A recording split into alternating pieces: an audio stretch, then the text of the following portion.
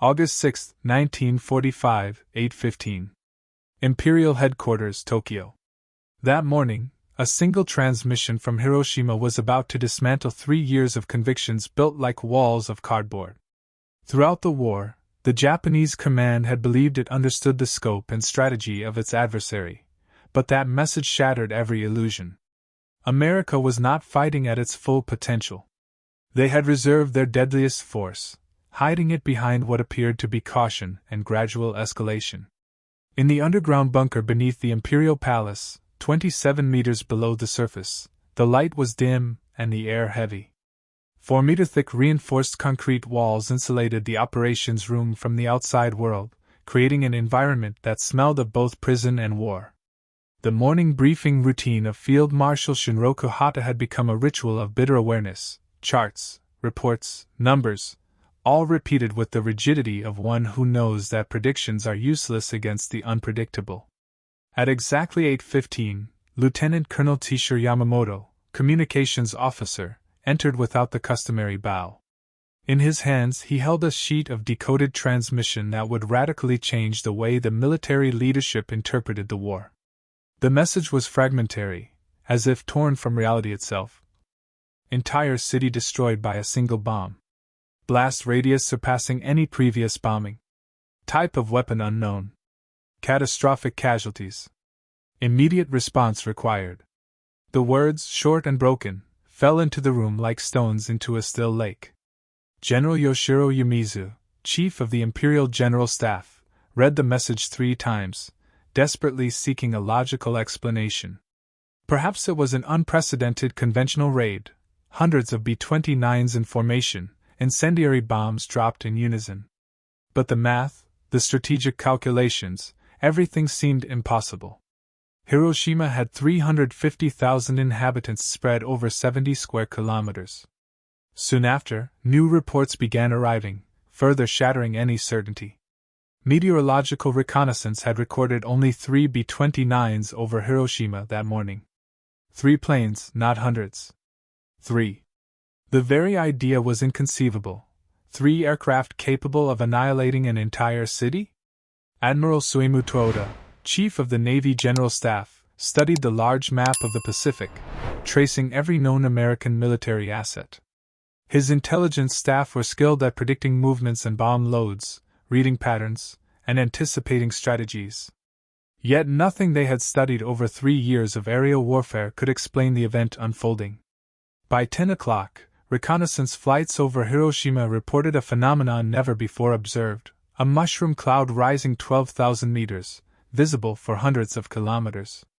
The colors were surreal, pulsating violets and oranges, as if the light itself had been captured and trapped in the air. Foreign Minister Shigenori Togo received the first direct account of the Hiroshima event from a railway official, located about 24 kilometers from the city. The statement, carefully recorded by Togo's secretary, described a flash of light brighter than 1,000 suns, followed by a pressure wave capable of derailing trains tens of kilometers away. According to the witness, the city center no longer existed. In its place had risen a firestorm visible even from the surrounding mountains. The afternoon meeting of the Supreme War Council took place in complete silence. Prime Minister Kantaro Suzuki, who had survived numerous assassination attempts for even suggesting hypothetical peace measures, read the accumulated reports. His hands trembled slightly as he laid the documents on the table. "Gentlemen," Suzuki said in a grave voice, "we must understand what all this means." General Korechika Anami, Minister of War and a staunch advocate of continuing the conflict, spoke first. "American propaganda. They want us to believe they possess weapons they do not have. Hiroshima was hit by our worst conventional bombings, 3 planes." Admiral Suimu Toyoda, usually reserved, interrupted him firmly. "3 planes, Mr. Anami. Our radar tracked them. Our observers saw them. Only 3. Silence fell over the room, dense and heavy, like volcanic ash slowly settling over everything it touched. For 3 years, Japanese military doctrine had been based on a simple but reassuring assumption: American industrial power could be overcome by the ferocity and spirit of Japanese soldiers. The Americans produced more ships, more planes, more tanks, but Japanese determination would make U.S. losses politically unsustainable. This calculation had guided every decision since Pearl Harbor. When American industry built hundreds of thousands of planes, Japanese leaders comforted themselves by believing that Japanese pilots' courage was superior. When U.S. shipyards launched cargo ships faster than German submarines could sink them, Japan considered the heart of American sailors insufficient to prevail. Yet a single bomb capable of wiping out an entire city suggested something far more disturbing. American scientific and industrial capacity had reached a level that made Japanese resistance not only difficult but pointless. America had developed secret weapons while fighting on two oceans simultaneously. Everything the Japanese leadership believed it knew about modern warfare suddenly seemed obsolete. Colonel Hideaki Sato, an intelligence officer, presented updated analyses that afternoon. His team had calculated American industrial production since 1941, and the numbers were consistently precise and terrifying: 88,410 tanks versus Japan's 6,450, 41 aircraft carriers versus 15 Japanese carriers. U.S. shipyards were launching cargo ships at a rate that exceeded the ability of German submarines to sink them. But Sato's new calculations indicated something even more alarming. The reality of the war was changing before their eyes, and what had until that moment been considered the pinnacle of Japanese ingenuity and discipline was no longer sufficient. If, he said in a faint voice, almost a whisper, the Americans can wipe out entire cities with a single bomb, then they possess scientific and technological capabilities that make numerical comparisons irrelevant. They are not fighting the same war we are fighting. Foreign Minister Togo added what everyone was thinking but no one dared to say aloud. And if they have such a weapon, we must assume they have many more. Up to that moment, the Japanese understanding of American power had been shaped by a set of carefully constructed beliefs, dating back long before Pearl Harbor. These convictions, recorded in staff meetings, strategic assessments, and official documents, would collapse in the days following Hiroshima. To fully grasp the shock felt by the Supreme Command, one must return to what they had convinced themselves was true. In November 1941, Admiral Isoroku Yamamoto, commander of the Combined Fleet, had provided the most accurate assessment of American industrial capacity any Japanese leader would ever make. In naval staff records, his warning was explicit. I can wage war for 6 months or a year, but I have no confidence for the second or third year. Yamamoto had lived in the United States, studied at Harvard, and served as a naval attaché in Washington. He had visited factories and observed American industrial infrastructure firsthand. His calculations did not come from hope or nationalist fervor, but from cold, ruthless numbers. American steel production far outpaced Japan's, and U.S. oil reserves were virtually limitless compared to Japan's precarious energy situation. Yet Yamamoto's warnings had been systematically ignored by the same men now seated in the bunker, confronted with the images of Hiroshima's destruction. The 1941 Army strategic planning documents revealed the alternative narrative the military leadership had convinced itself was valid. American industrial power, it was believed, would be neutralized by 3 factors. Distance. Japan's territorial conquest would create such an extensive defensive perimeter that American logistics would collapse under their own weight. Every ship, every plane, every shell would have to travel thousands of kilometers across hostile oceans before reaching the front. Japan could sustain its forces from nearby territories, while America would be exhausted by grueling supply chains. Morale. American society was considered weak, individualistic, and incapable of enduring massive losses. It was believed that the loss of tens of thousands of men would drive U.S. public opinion to demand peace negotiations, while Japanese soldiers' willingness to die would surpass the American will to fight. Tactical superiority. Japanese forces, thanks to superior training, warrior spirit, and strategic innovation, would inflict losses that rendered American numerical advantages irrelevant. A single Japanese soldier, it was thought, was worth 3 or 4 Americans on the battlefield. These assumptions had been tested and disproven in every engagement of the Pacific War, yet the Supreme Command reinterpreted defeats as confirmations of their theory, requiring only minor adjustments, not fundamental revisions. At Midway, in June 1942, Japan lost 4 aircraft carriers in a single day. The blame was attributed to bad luck and tactical errors, never to American cryptographic superiority or the vulnerability of Japanese strategy. The assumption that Japan could overcome numerical disadvantages remained intact. At Guadalcanal, from August 1942 to February 1943, Japanese forces discovered that the Americans could sustain logistics over great distances and fight effectively in the jungle. The blame was attributed to local deficiencies, not to strategic impossibility. Once again, the central assumption of the leadership remained unchanged. By August 1945, however, every assumption had been demolished by reality. General Annemy's relentless insistence on fighting to the last citizen was not born of folly, but was the logical outcome of beliefs that had never been questioned. That afternoon, for the first time since the beginning of the war, the Japanese Supreme War Council confronted its illusions directly.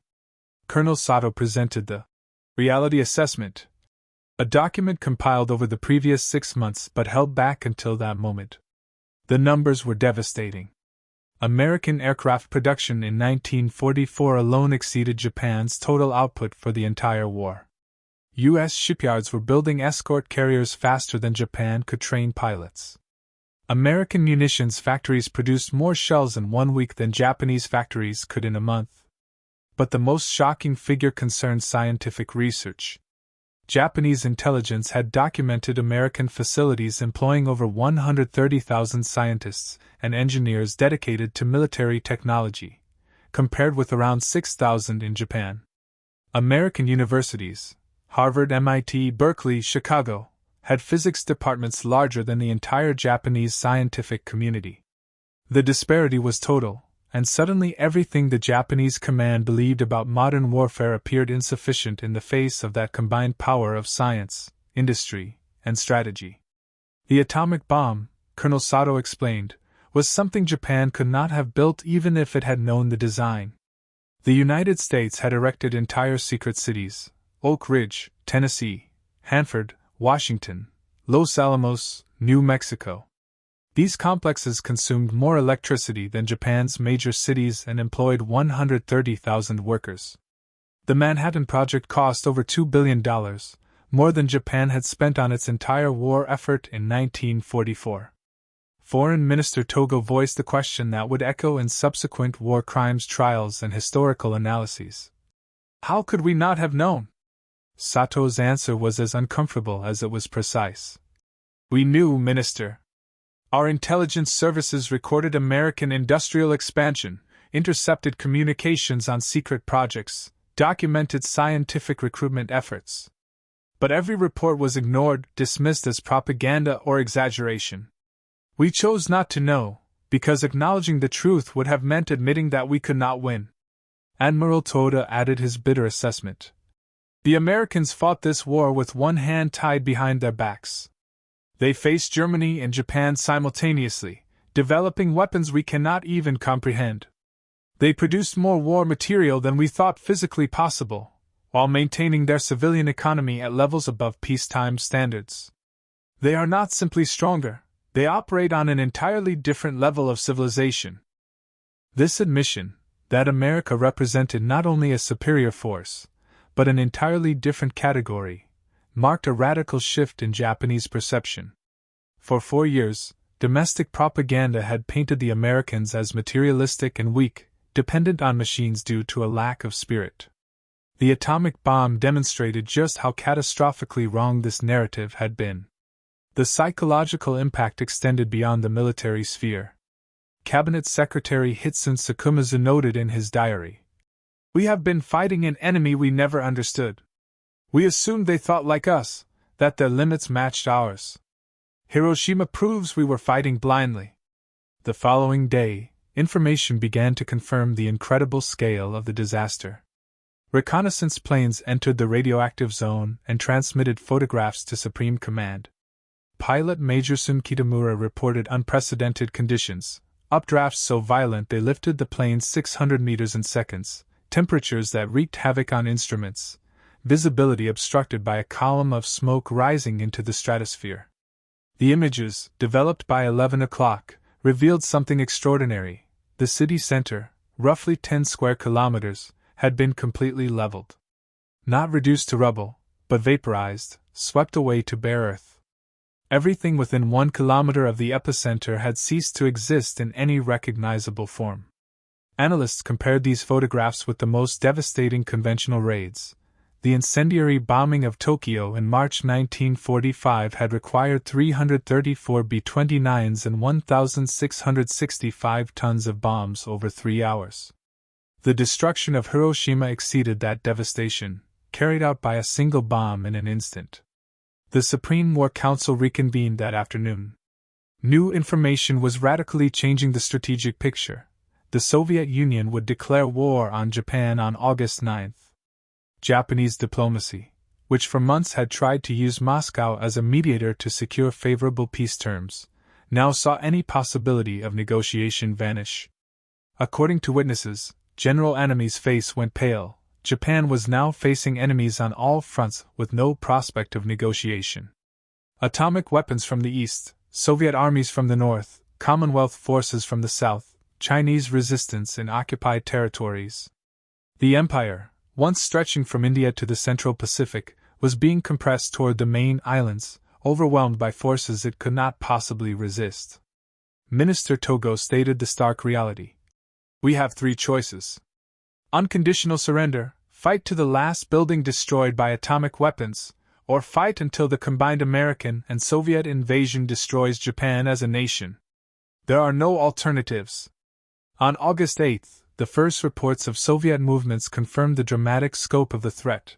The Red Army was advancing in Manchuria with overwhelming force, destroying the Guandong Army, once considered Japan's elite formation. Column after column, Soviet tanks advanced tens of meters each day, annihilating all resistance. Japanese units, though experienced from fighting Nazi Germany, collapsed before a war machine superior in numbers, training, and coordination. The Soviet operation in Manchuria revealed another uncomfortable truth about American power. The Red Army forces were equipped with thousands of vehicles, trucks, and communication devices supplied by the United States through the Lend-Lease program.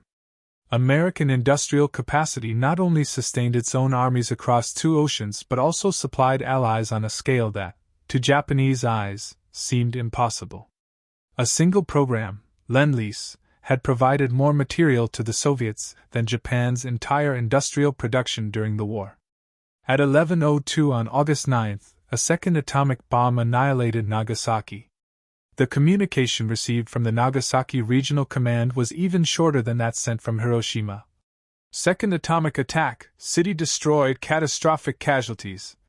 And then silence. That afternoon, the Supreme War Council faced an unprecedented reality. A complete acknowledgement of strategic failure.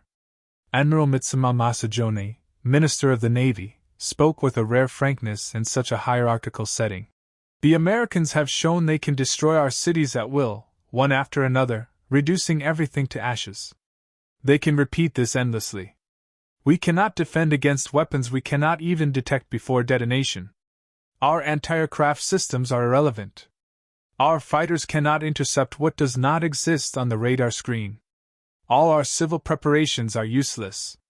General Yumizu, chief of the Army General Staff, added what until a few weeks earlier would have been considered heresy. The atomic bomb redefines fundamental military calculations. Concentrated forces become targets. Cities become targets.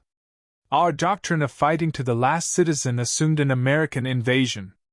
But if they can annihilate entire cities without ever landing, our entire defensive strategy is obsolete. They can simply erase Japan from existence without setting foot on our soil.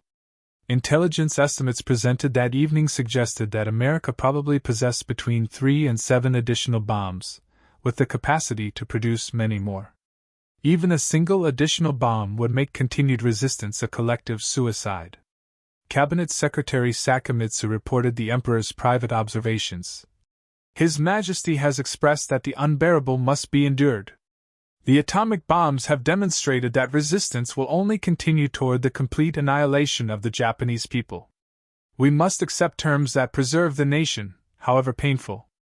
The phrase, "the unbearable must be endured," would become the basis of the public surrender announcement, but between that private acknowledgement and the actual surrender stood the military opposition, still fierce despite the evidence.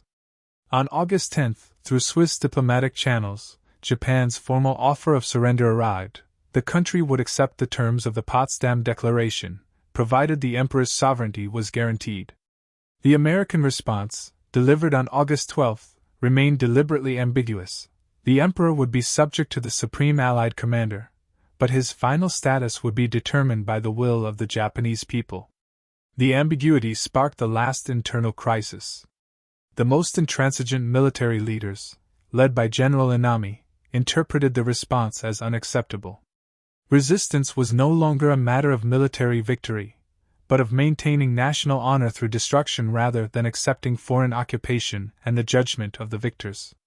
The formalities of surrender extended until the end of August and the first days of September, but the psychological transformation of the Japanese command was already complete by August 16. What followed was not just a military defeat, it was a total revision of everything the Japanese leadership had believed, from modern warfare to industrial capacity, to its own role in the world. The official surrender ceremony, on September 2 aboard the USS Missouri, placed the Japanese representatives face to face with the tangible demonstration of American power they had always underestimated. Foreign Minister Mamoru Shigemitsu, signing the document, noted, "The harbor was filled with warships as far as the eye could see. Hundreds of vessels. Aircraft darkened the sky in dense formations. The Americans did not display their power through threats, but through sheer presence. This fleet represented only a fraction of their total strength, yet it exceeded everything Japan possessed at the height of our power." General Yashijiro Yumizu, representative of the Imperial General Staff, observed the surrender ceremony with a look betraying a mixture of resignation and disbelief. "We surrendered aboard a battleship built in American shipyards in less time than it took us to plan a single naval operation. The Missouri was not an exception. It was one of dozens of capital ships erected while the United States fought on 2 oceans and developed atomic weapons. We prepared for war for a decade. They prepared in 15 months and buried us."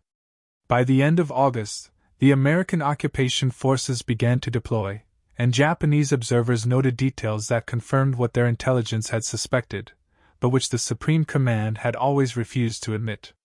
A single American infantry division moved with more trucks than the entire Imperial Japanese Army. Supply lines delivered fresh food to soldiers, while Japanese troops starved. American field hospitals treated wounds that Japanese military medicine had considered incurable. Intelligence Colonel Hideaki Sato compiled his final report in September 1945, titled Why We Lost, a ruthless analysis of flawed strategic calculations. The document, now preserved at the National Institute for Defense Studies in Japan, was brutally clear. "We lost the war in December 1941, when we attacked an enemy we did not understand. Every subsequent battle was only the inevitable mathematical consequence. American industrial capacity exceeded ours by factors of 10 to 20 in every sector. Their scientific apparatus was larger than the entire educated population of Japan. Their resources were virtually limitless, while ours depended on conquests impossible to sustain. We fought believing that spirit could overcome matter. We were wrong." The American Occupation Administration, led by General Douglas MacArthur, made war production data available to Japanese officials, confirming every worst suspicion: 88,410 tanks, 257,000 artillery pieces, 2,434,000 trucks, 17 million rifles, 41 billion rounds of ammunition. And all this had been produced while maintaining civilian standards superior to Japan's peacetime prosperity.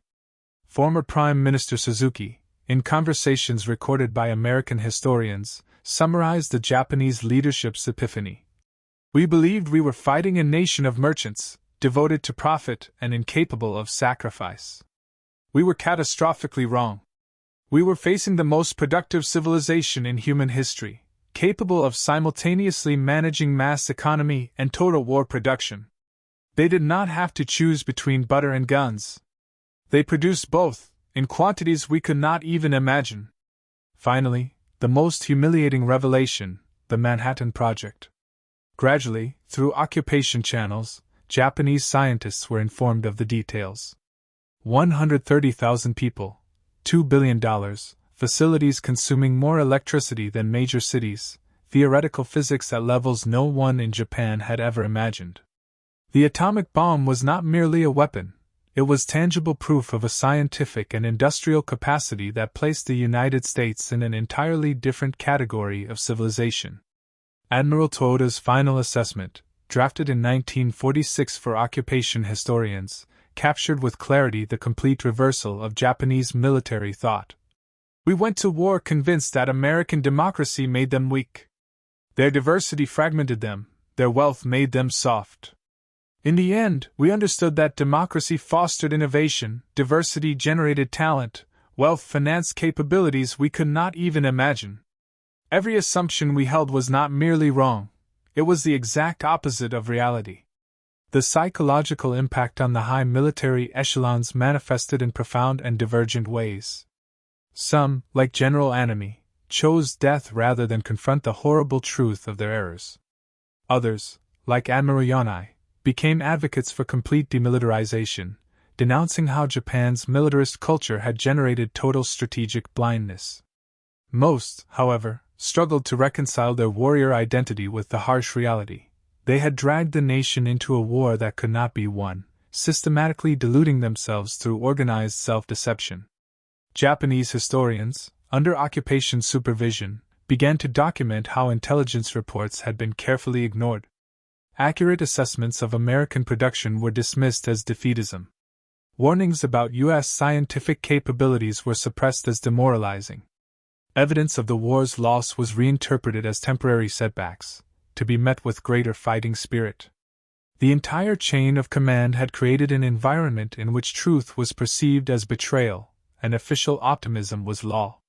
The final and most bitter lesson emerged with the realization that American power had never been fully deployed.